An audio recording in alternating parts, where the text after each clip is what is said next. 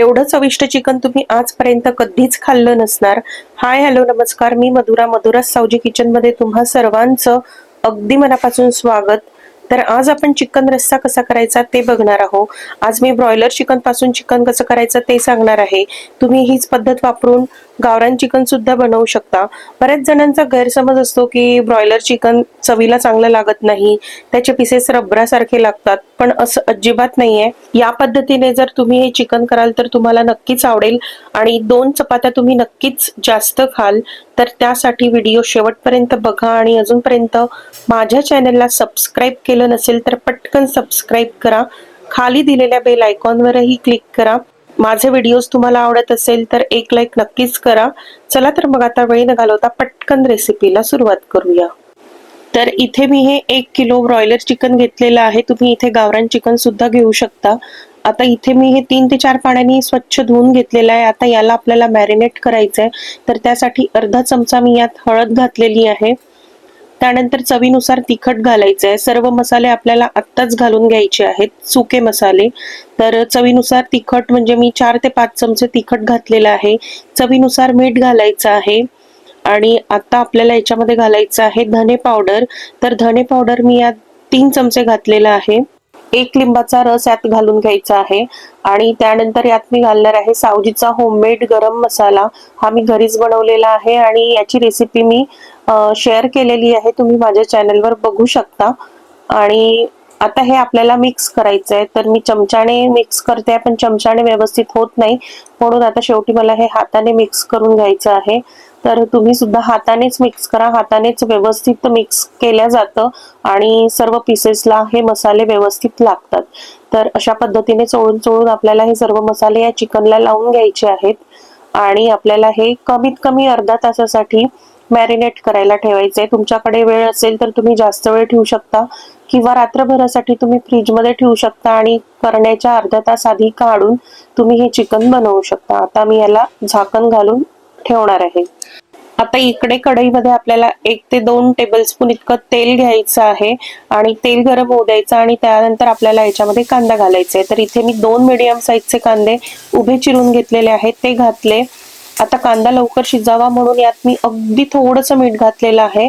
तर अगदी थोडंसंच घाला, कारण आपण मॅरिनेशन मध्ये पूर्ण जेवढं भाजीला मीठ लागणार आहे तेवढं घातलेलं आहे।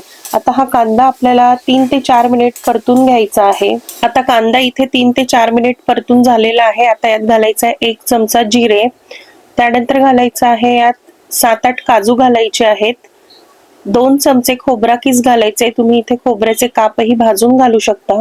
त्यानंतर इथे मी लाल तीळ घेतलेले आहेत, ते 1 चमचा घातले। आता हे सर्व आपल्याला मिक्स करून घ्यायचं आहे आणि 2 ते 3 मिनिटं म्हणजे खोबऱ्याचा हलकासा रंग बदलतपर्यंत आपल्याला हे भाजून घ्यायचं आहे। आता इथे याचा रंग बदललेला आहे।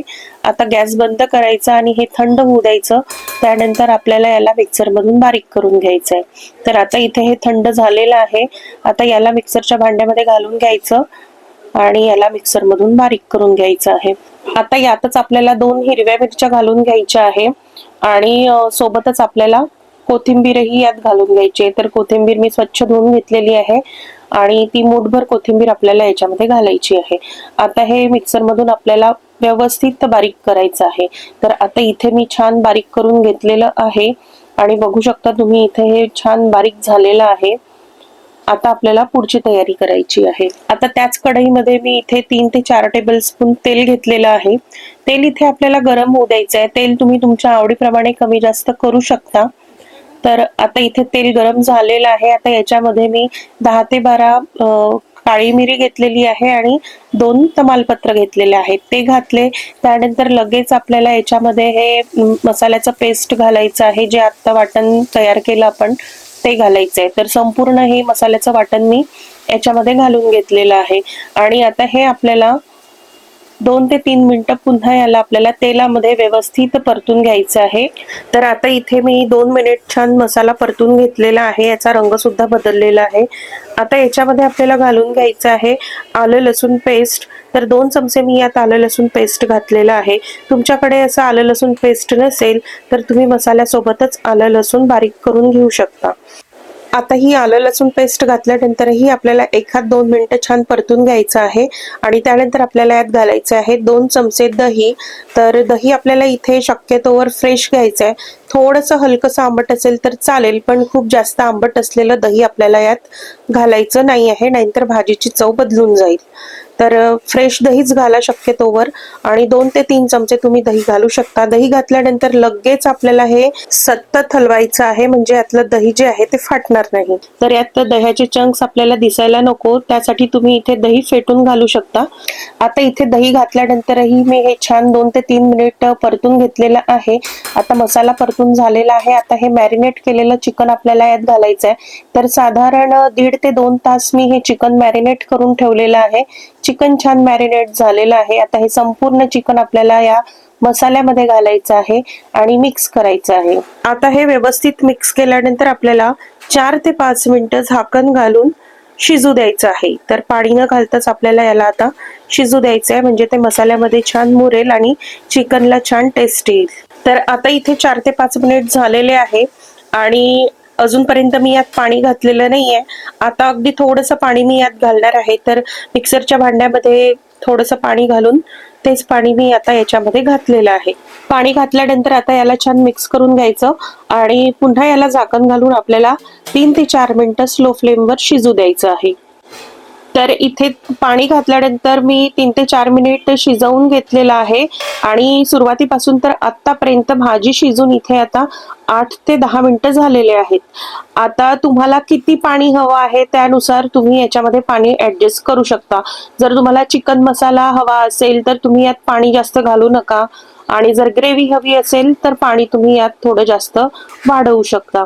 तर मला याच्यामध्ये मी ग्रेव्ही करणार आहे म्हणून मी याच्यामध्ये 1 ग्लास इतकं पाणी घातलेलं आहे.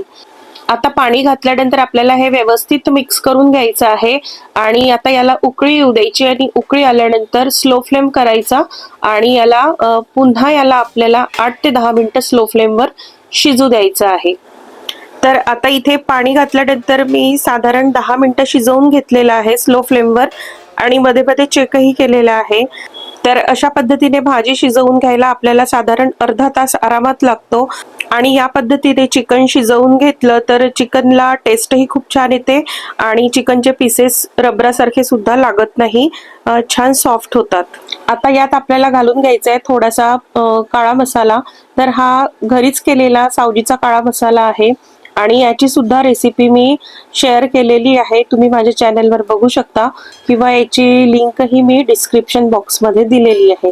आता काळा मसाला घातल्यानंतर मिक्स करायचा आणि पुन्हा याला आपल्याला 1-2 मिनिटं स्लो फ्लेमवर शिजू द्यायचं आहे, म्हणजे या काळ्या मसाल्याचा फ्लेवर या भाजीमध्ये उतरेल आणि भाजीची चवही चांगली येईल आणि भाजीचा रंग सुद्धा अजून जास्त छान येईल. आता इथे काळा मसाला घातल्यानंतर मी 1-2 मिनिटं शिजवून घेतलं आणि त्यानंतर मी गॅस बंद केलेला आहे आणि आता तुम्ही बघू शकता भाजीचा रंग एकदम मस्त आलेला आहे आणि खूप टेम्पटिंग असं दिसत आहे.